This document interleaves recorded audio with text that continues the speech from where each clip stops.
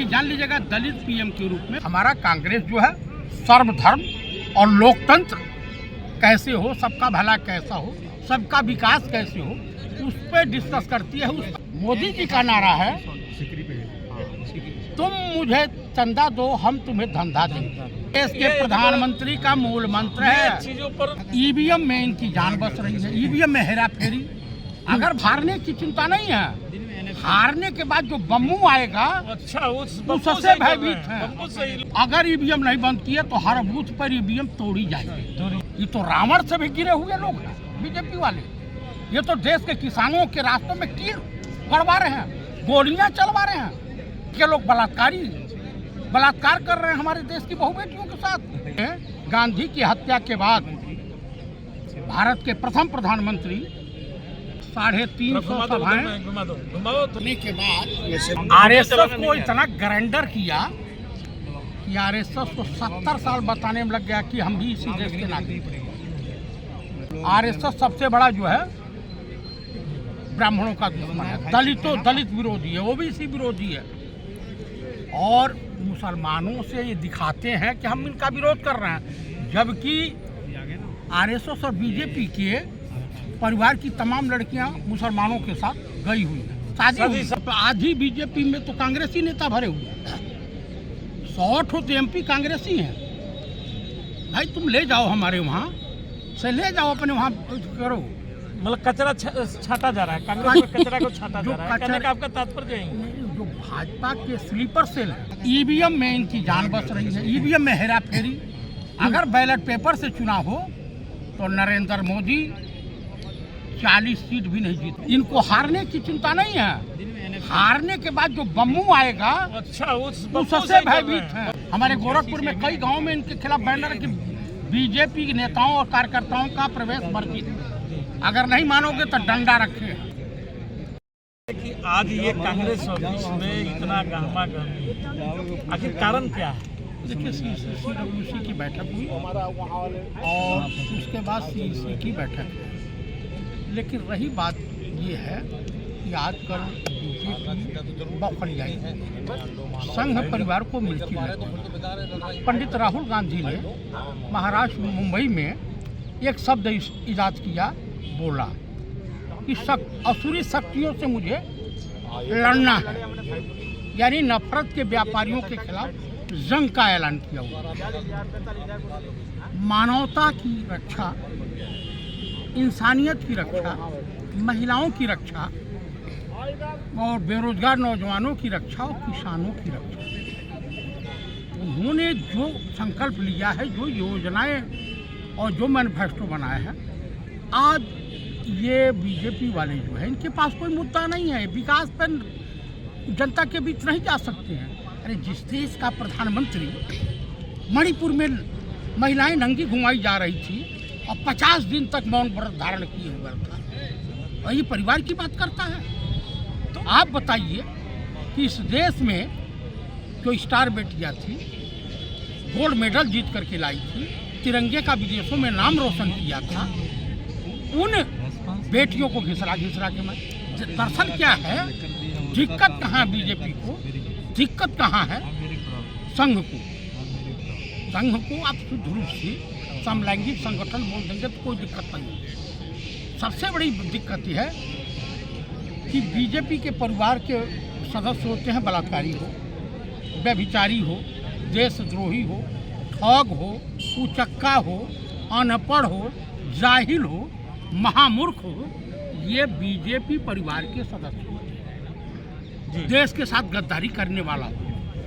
आप मुझे बताइए, अभी मुझे कोई बता रहा था कि जो है बीजेपी इलेक्टोरल बॉन्ड के नाम से, दिक्कत ये नहीं है कि चंदा किसने कितना दिया, जो इनकी क्रिमिनल एजेंसियां के तौर पे काम, आप नरेंद्र दामोदर दास मोदी, माननीय प्रधानमंत्री भारत सरकार और राजा बाबू को आप तहबाजारी वसूल करने वाला सरगना भी बोल सकते हैं, यानी वसूली गिरोह के ये सरगना। राहुल गांधी जी बोले भी हैं ये बात, क्योंकि ये चंदा का धंधा। मैं आप बता रहा हूँ, इनका एक वसूल है कि भाई आप जो व्यापारी हमको चंदा नहीं दे रहा है उसके वहाँ ईडी भेज दो, दूसरे दिन इलेक्ट्रो बॉन्ड खरीद के दे देगा, उसके वहाँ NIA भेज दो, उसके वहाँ इनकम टैक्स भेज दो, उसके वहाँ CBI भेज दो, आ जाएंगे।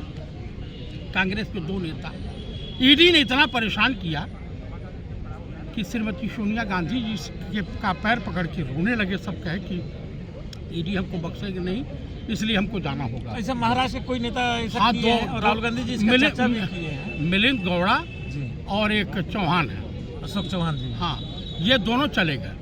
तो मेरे कहने का स्लीपर से अभी हमारे वहाँ एक सोशल मीडिया इंचार्ज है रोहन गुप्ता जी जी, हाँ। उन्होंने चुनाव लड़ने से इनकार कर दिया। उनका टिकट हो गया था गुजरात से, अहमदाबाद से। अब वो सरेंडर कर गए, कहे कि मेरे पापा बीमार हैं। इससे पहले उनके पापा मम्मी कोई बीमार नहीं था, एक भाग बीमारी। तो उनके वहाँ ईडी और CBI का प्रेशर क्या होगा? अच्छा, तो इस तरह से हमारे वहाँ तमाम बीजेपी के स्लीपर के सेल के तौर पे लोग काम कर रहे हैं। कांग्रेस के लोग हैं, कांग्रेस में ही रह करके देखो, कांग्रेस को बीजेपी नहीं हराती, कांग्रेस को कांग्रेसी निपटा देती है। पंडित राहुल गांधी से बेहतरीन तरीके से इस देश को, आपको मैं बता दूं, सन 1948 में गांधी की हत्या के बाद पंडित जवाहरलाल नेहरू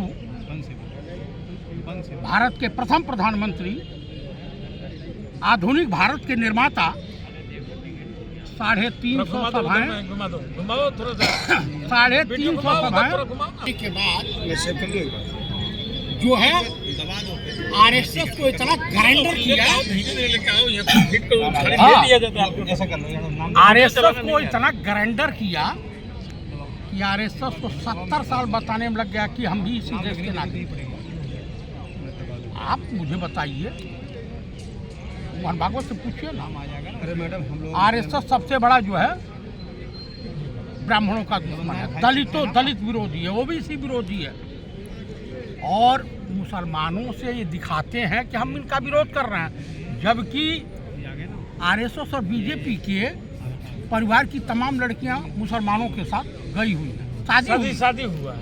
तो मेरे कहने का मतलब, हमारा कांग्रेस जो है सर्वधर्म और लोकतंत्र कैसे हो, सबका भला कैसा हो, सबका विकास कैसे हो, उस पर डिस्कस करती है, उस पर विचार करती है। तो कुल मिलाकर के मोदी जी का नारा है,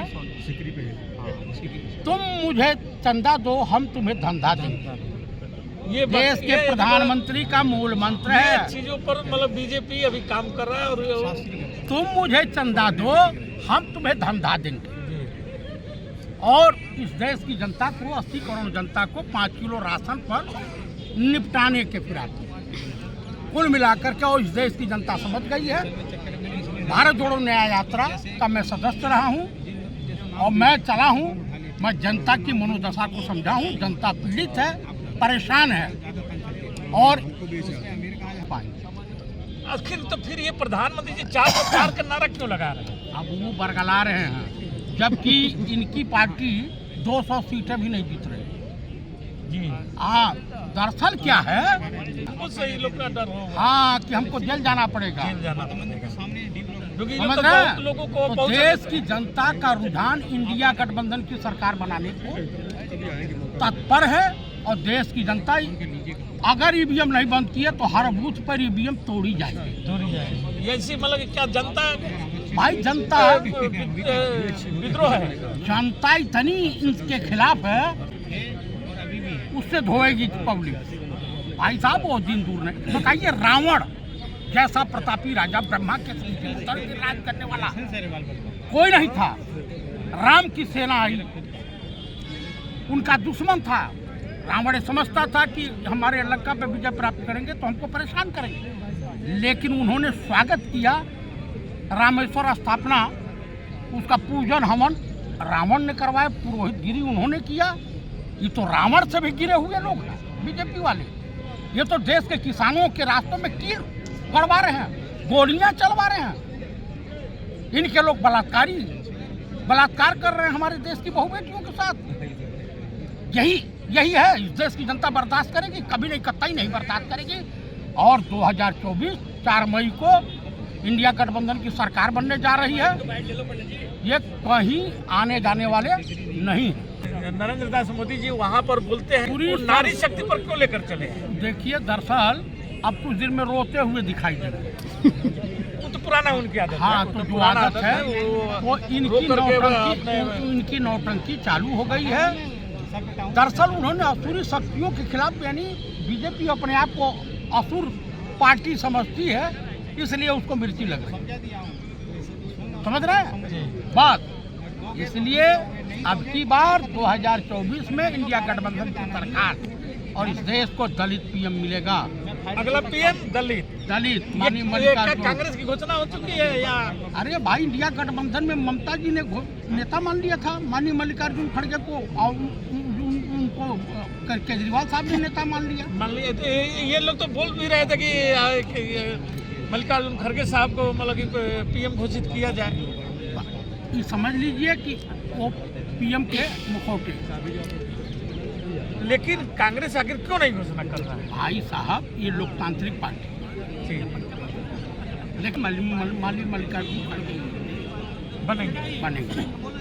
तो ये जो अखबारों में आ रहा है कि मायावती के लिए इंतजार कर रहा है कांग्रेस, कहीं कोई इंतजार नहीं कर चल रहा है। आपको बता दूं, मायावती जी ओवैसी कुछ ऐसे लोग हैं जो बीजेपी के एजेंट के तौर पर बी टीम के, ये तो पूरा देश जान रहा है कि हाँ, बी टीम के लोग कई लोग लेकिन अब इन लोग की दुकान बंद होने वाली है। तो ऐसे भी खत्म हो रहे हैं। लोग एक सीट लेकर के आई हैं अभी हाँ, तो आपकी जीरो मतलब लोकसभा विहीन रहेगी। 14 का हाल हो जाएगा। बस। और ऐसा पंडित जी, ऐसा भी लोग बोल रहे हैं कि भाजपा का हाल 2004 जैसा होने जा रहा है। क्या इसमें कितना सच्चाई है? 101% जनता जो बोल रही है, जनता ने मूड बना दिया। मतलब उस समय गुड फील आया था। क्या इस बार ये जो गारंटी मोदी जी का झूठी गारंटी है, इसके चलते? अरे महाराज, एक बार मौका देता है, कोई 2 बार देता है, तीसरे बार मौका नहीं देता है। अब जनता पे खड़े नहीं उतरे तो कुर्सी से धक्का देके निकाल देता है। अब इनकी दुकान बंद हो चुकी है, अब इनके ऊपर विश्वास नहीं। बहुत बहुत धन्यवाद।